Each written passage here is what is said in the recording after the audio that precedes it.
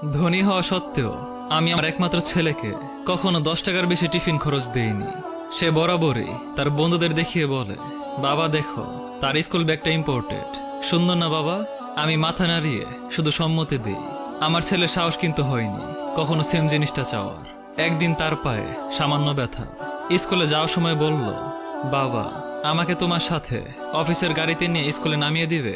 আমি তার সমস্যার কথা বিবেচনা করে বললাম, ঠিক আছে। এরপর প্রায় 1 সপ্তাহ সে আমার সাথেই গেল। আমি চুপচাপ তাকে নামিয়ে দিতাম। আমার ছেলের এখন দেখছি হেঁটে যেতে ইচ্ছে করছে না।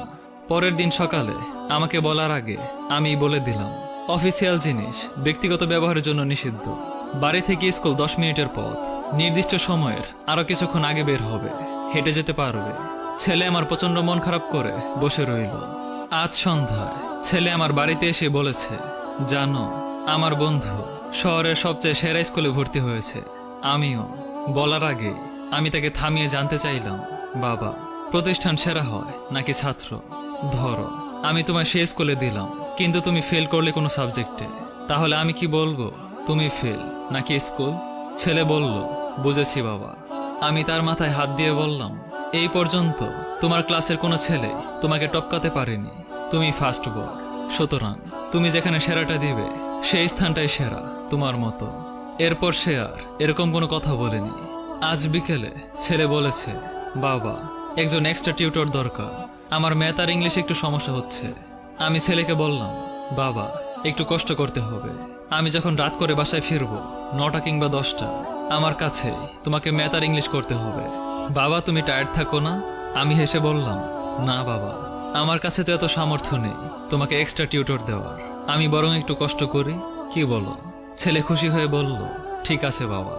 স্ত্রী রাতের বেলা জিজ্ঞেস করলেন, তুমি এরকম 10টা টিউটর রাখতে পারো, কিন্তু আমি চাই আমার সন্তান বুঝুক আরাম করে কিছু পাওয়া যায় না।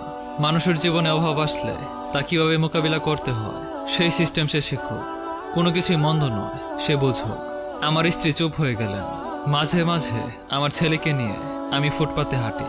পথ শিশু থেকে শুরু করে বিভিন্ন মানুষের সম্পর্কে জানাই। সে জানুক পৃথিবী শুধু চিন্তায় সুন্দর, বাস্তবে খুবই কঠিন। আমি চাওয়া মাত্রই তাকে কিছুই দেইনি। একদিন সে বলেছিল, বাবা তুমি এরকম কেন? তাকে বলেছিলাম সময় হলে বুঝবে। ঈদের বাজারে গিয়ে তাকে বলেছি সাধ্যের মধ্যে নিতে। সে তার জন্য একটি প্যান্ট, আমার জন্য পাঞ্জাবি আর তার মায়ের জন্য শাড়ি নিয়েছে। আমি হেসে বললাম, এত টাকা কোথায় পেলি? সে মুচকি হাসি দিয়ে বলল, টিফিনের টাকা জমিয়েছি। সে বুঝতে শিখেছে টাকা কিভাবে খরচ করতে হয়। ইচ্ছে করে অভাব ফিল করায়, যাতে সে বুঝুক জীবনটা কঠিন, অনেক কঠিন। একদিন বসে বসে ছেলে আমায় বলছে, বাবা সায়েমটা আর মানুষ হলো না, অথচ আঙ্কেল তার জন্য নিজেকে উজাড় করে দিয়েছেন। যা চেয়েছে সে তার সবটাই তাকে দিয়েছেন। আমি ছেলেকে বললাম, আমি কি তোমাকে কিছু দিতে পারিনি? ছেলে আমার দিকে তাকিয়ে বলল, প্রতিটা চাহিদা পূরণ করে শিখিয়েছ, অভাবে যেন স্বভাব নষ্ট না হয়। বাবা তুমি জীবনের যে শিক্ষা দিয়েছ তা সবকিছুর ঊর্ধ্বে। আমি সাধারণ জামা কাপড়েও হীনমন্যতায় ভুগি না বাবা, কারণ আমি জানি আমি কে। তোমার দেয়া শিক্ষা আমি সারা জীবন ধরে রাখবো বাবা। চাওয়া মাত্রই পেয়ে গেলে আমি কখনোই জানতাম না 50 দিন না খেয়ে টিফিন মানি জমালে 500 টাকা জমা হয়। তুমি আছো বলেই সম্ভব। আমি মানুষকে মানুষের চোখে দেখি, আমি বুঝি জীবন কত কঠিন। প্রায় 10 বছর পর ছেলে প্রাইভেট কার কিনেছে নিজ ইনকামে। হাসতে হাসতে বলে, বিগত 5 বছরের টিফিন মানি আর বোনাসে টাকা জমিয়ে এটা কিনেছি। বুঝতে পারলাম ছেলে আমার সঞ্চয় হয়েছে, সাথে হয়েছে মানুষও।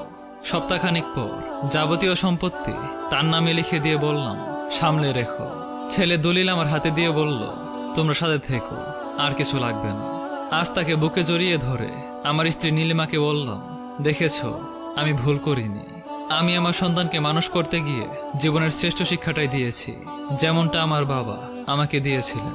আমি অভাবে সন্তানকে লজ্জিত হওয়া নয়, বরং দৃঢ় থাকতে শিখিয়েছি।